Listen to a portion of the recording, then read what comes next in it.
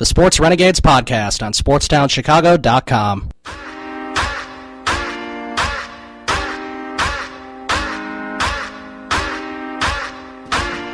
Welcome back to the Sports Renegades here on SportsTownChicago.com. I'm Ryan Stuprich. And I'm Ryan Risky. We're going to talk about some Bears now as they find themselves 2-5. We haven't talked about them in a few weeks. We haven't been on in a few weeks, but they started off 2-5, and now they are starting to slide back down to getting a good draft pick. And they really are. Except the thing is, even these games that they're losing, Cutler's still leading game-winning or game-tying drives at the end, which is really good to see when you're evaluating the quarterback position for next year. So I'm sure you're not bringing back Jimmy Clausen at this point. No. I think your number 2 right now has to be David Fales. I mean, yep. It pretty much does. And I know you and I were both at their one home win, which may be their only home win of the season, as their home schedule is a lot harder than their away schedule, actually. Yeah, the weird thing is they could have 4 wins right now. If Langford doesn't drop that pass against the Vikings, they probably win that. If that wasn't for whatever happened in that Detroit game, whether it's a botched call or poor clock management or just anything in that Detroit game, they could have won that one too. Yeah, that game in particular was the worst one because you had them lose in overtime to a team that hadn't won a game yet all year, and they just go along and do that, and that was really dumb, and just the clock management was dumb. John Fox, and we've heard it before, John Fox is one of the best coaches Monday through Saturday, and when Sunday comes around, he's one of the worst because he can't tell time.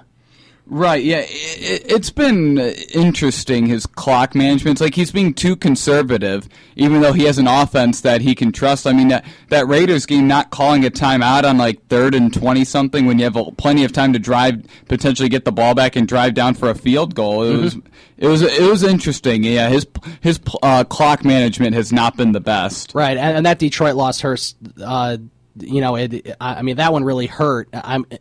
Not that it mattered in the big scheme of things because we weren't expecting anything special, but the Bears really should have won against the Vikings. They should have found a way to close out that game. They should have beat the Lions, and they definitely should have beaten the Lions. So you're looking at a 4-3 team instead of a 2-5. And who team. knows how that Arizona game goes if Cutler doesn't come out? Because I'm sure Arizona wouldn't have put up as many points as they did because the Bears kept going 3 and out. Yeah, I'm still assuming the Cardinals. I assume they would have lost that game. Except, I mean, you never know. I mean, this could be a 4-3 team right now. It's probably good for them that they aren't a 4-3 team because they need to get more building blocks. It was interesting a couple weeks ago after they beat Kansas City on the road in thrilling fashion. We were looking at the schedule and we're thinking, that this schedule isn't that hard. You have San Francisco, Tampa Bay.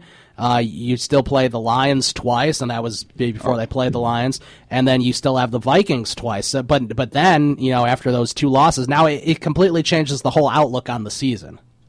It absolutely does. And, I mean, it's probably for the better because they need to restock. I mean, they need to get a difference maker on defense. Yeah, they definitely do, and there's been lots of injuries.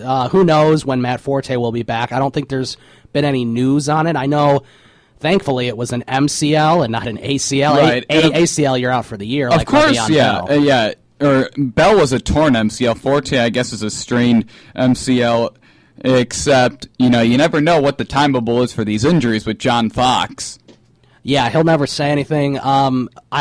I think it's fairly certain he's ruled out for this game against San Diego and possibly the week after that. But he could be back at some point next year.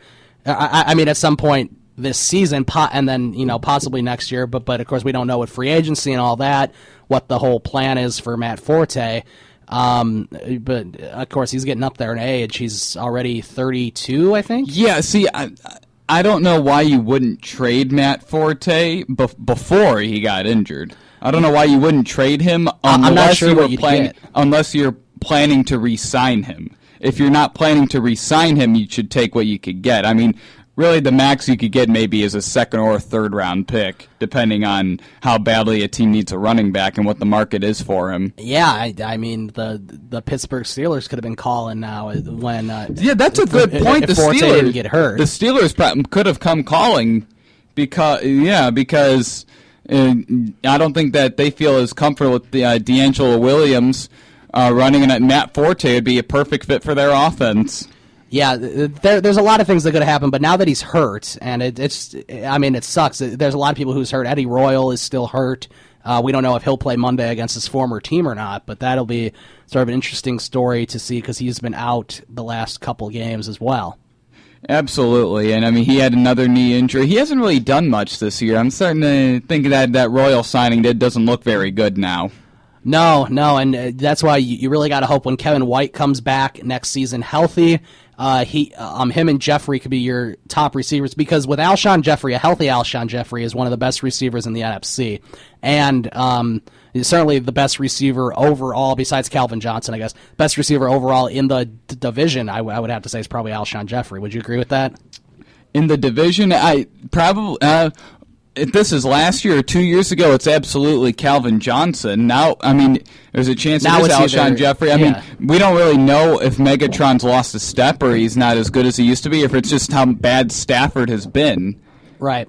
And, I mean, it could be Alshon. I mean, he looks phenomenal this year. I hope the Bears give him a big extension. So do I, because and like we said, he's not a locker room cancer like Marshall, and he's not, and he doesn't really have an ego. He's there to play. He wants to play. He deserves the money that he should get. Hopefully, yeah. I mean, I think he's worth $60 or $70 million. Yeah, and hopefully the Bears feel the same way because that's a guy that you build around. And if you can add Kevin White to the mix, that's two top receivers there. Alshon Jeffrey absolutely would have been traded if they weren't planning to re-sign him. The thing is, they can just franchise tag him too. They can franchise tag him for 2 years.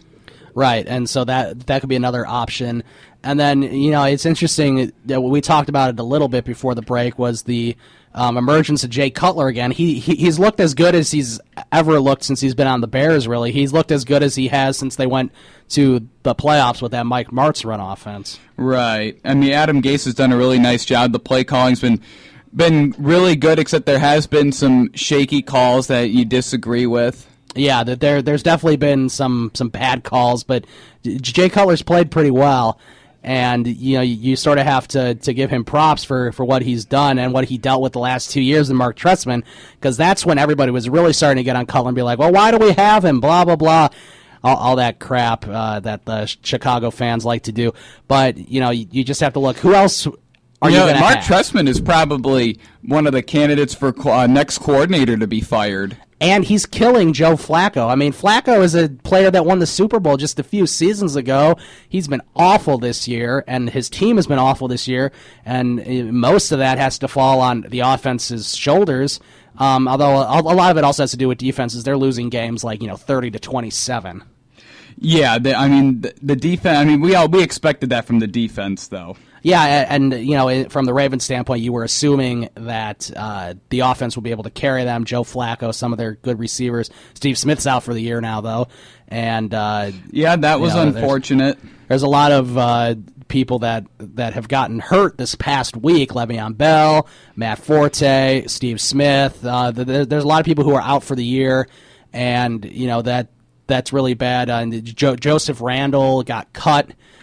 So, I mean, if you're looking specifically, it's been a tough week. And it's been a tough week for Mark in our fantasy league. He had Bell, he has Forte, and he had Joseph Randle, and they're all gone now. So, who's his starting running backs now? That's a good question. I can look. Does he have Devontae Freeman? No, I have Devontae Freeman. Okay, he wasn't the lucky one that picked him up. Nope, I got him, and it's funny. I actually had Tevin Coleman. Who was technically supposed to be the starter, but he hasn't done good and he was hurt. So then I added Devontae Freeman, and look at what happened. He's been the best fantasy running back all season. He has probably the biggest gem you could get off of the market, too. Yeah, so I'll look at who Mark has on his team. I'll look at our teams in general as we go into our next segment, but to finish out this before we go to break, it's interesting the way that the Bears season changed so dramatically. I mean, we're sort of where we are now, where we were in the beginning of the season, where they'll get 5 wins. because now they're 2-5. Unless they do something really stupid, they're going to beat San Francisco, and unless they do something really stupid, they're going to beat Tampa Bay. So that's 2 more wins. So I think that the Bears have 4 guaranteed wins. I think they can beat the Lions when the Lions come into Soldier Field. So there's your 5 right there, and you're looking at 5-11 for consecutive seasons. Yeah, you'd kind of like to finish maybe 4-10 or 3-13. I'm sorry, it would be 4-12 and 3-13. You'd kind of like that because at this point, they're having 5 wins doesn't do anything versus having 3 wins. You miss the playoffs. If you miss the playoffs, you want to have a top pick. Right, and unless they're going to go on some big winning streak and they just magically figure everything out all at once, which I find hard to believe. Except you have to throw in the automatic loss at Green Bay. Yeah, and I don't think 9-7's getting in the NFC because there's a good chance that 2 teams from the NFC West get in. That's true, because that will definitely be a guaranteed loss. And, I mean, going up in Minnesota, Minnesota's looked pretty good, and playing at home, by the time that the Bears play Minnesota again, they could be a much better team and possibly looking at a playoff berth, so you have to deal with that, too. Right, now if the Bears were 4-3, I'd actually feel pretty good about them making the playoffs, because as we said, the NFC's not that. It's not that strong. I don't think anyone from the East is going to make the wild card. No, that certainly won't be from the East. I mean, Arizona's probably going to win the West Division. Then it'll be Seattle or St. Louis in the wild card, or possibly both. Green Bay is going to win the NFC North. And then after that, if the Bears were to win those 2 winnable games and be 4-3, I'd say they'd have a chance at making that second wild card. Not saying they'd go far in the playoffs or that they'd make it, except they'd be in a good position to make that. Yeah, if you're looking at the NFC right now, which I'm looking at our board up here with all the teams to help me navigate, I think, like you said, the Giants are going to win the NFC East. The Packers are going to win the NFC North. And then your possible wild card teams from those 2, the only one would be possibly Minnesota. And then if you look at that's right, Minnesota is doing very well this year. I just don't think they have it. I think they're a year away from the playoffs, though. Yeah, no, I'm just saying that they're like on the bubble for a wild card berth right now. And the NFC West is very strong. Arizona will probably win that division. And then you'll have possible wild card berths from either Seattle or St. Louis, which is certainly possible. Seattle needs to start winning, though. But here's the thing. None of that will probably happen, because if you look at the NFC South, you have Atlanta and Carolina, and those teams... I completely forgot about that division. I was thinking there was 3 of them. Oh, yeah, Carolina, Atlanta, New Orleans the Saints. Is still hanging around. So, I think you could probably cross off Minnesota. You're right about that. You could probably cross off St. Louis and Seattle, really, unless Seattle really starts to get things going. I think either Atlanta or Carolina will win that division, and then the other one will fall into a wild card, probably. Yeah, I mean, it's really with the NFC right now. It's either you're really good or you're really bad. I mean, there's really none of those mediocre teams right now. Let's look really quick at the AFC before we go to break. AFC Patriots are going to run away with the AFC. Is that the East that they're in? Okay, it's either it's the East. The East. The Jets have played well, but they're not going to win the division. But they could be a possible wild card. I think if it ended right now, they'd be in a wild card. I'm not sure if they'll be able to make the wild card. There's a lot of other really good teams. Obviously, a wild card team will not be coming from the Colts division. No, it won't be coming from the Colts division. The Colts are probably going to win that division. The second best team in there is Houston, and they're bad too. So, yeah, the Colts still have a good chance of making the playoffs despite how bad they played. And then you look at the West. Kansas City's been took a huge step back. The Broncos are probably going to run away with that division. Oakland's hanging around.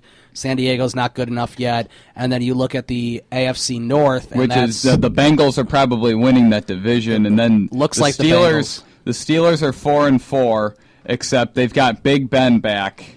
Yeah, so I think when you're looking at wild cards in the AFC, Pittsburgh's a possibility. The Jets are a possibility. And hell, even Oakland's a possibility right now. In a couple weeks they won't be, but right now... right, although if Derek Carr continues playing this way and Amari Cooper continues to look like one of the top receivers in the game, they could make a wild card. It could be, and you can't really count out Miami yet for a wild card. I know they're in the tough division with the Jets and the Patriots, but you can't really count them out at this point.